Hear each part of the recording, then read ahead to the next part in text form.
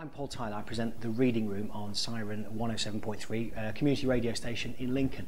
And my producing partner, Johnny, and I, we go down on the first Sunday of every month and we do a programme that's aimed, a programme about books and literature that's aimed at people like me. I work in a factory as my day job. And there are loads and loads of people out there who listen to Radio 4 and don't really get what they're talking about when they're talking about books. And I want something that reacts and works with me and speaks my language, not an Oxbridge language, my language. And I think we do that. I think we do it quite well.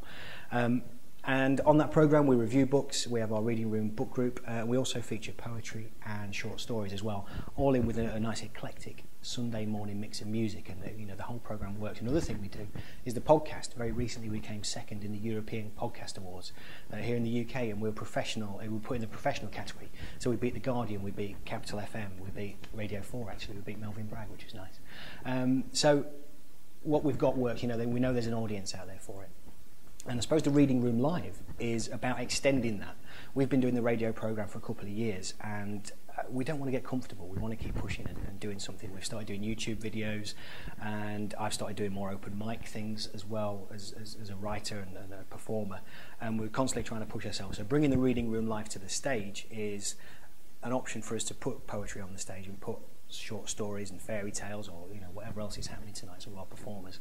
And also we wanted to interview this year for the Reading Room Live. We wanted a celebrity. We wanted people to come and get some bums on seats and turn up, and that's what we've got with Robert Llewellyn. We're going to be talking to him about Red Dwarf. Obviously, how can you have him here and not talk about Red Dwarf? We're going to be talking about his new book, News from Gardenia, and electric cars. Top Gear came a while back, and they were talking about electric cars. They broke down just outside these doors in their electric cars, and Robert is a big electric car fan. So let's put the other side of the argument across, if it's there and it's got ground.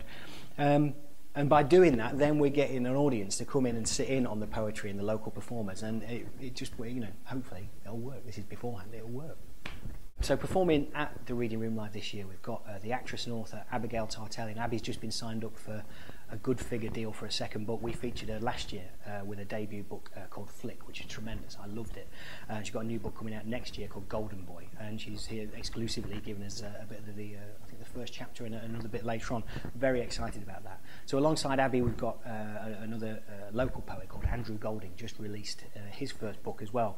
Some of the things we do tonight will also be drops of the usual programme. So we have a little feature on there called 101 Books to Read Before You Die, where we get anyone to recommend a book, very short snippet. Jill, our regular book reviewer, she's given us hers because it's a great recommendation. And also Jamie Mackay gives us the musings of his muddled mind, which is basically whatever comes out of his head, and it goes onto paper, and we broadcast that. It's kind of it's stuff from his blog that works on the radio, and it works really well.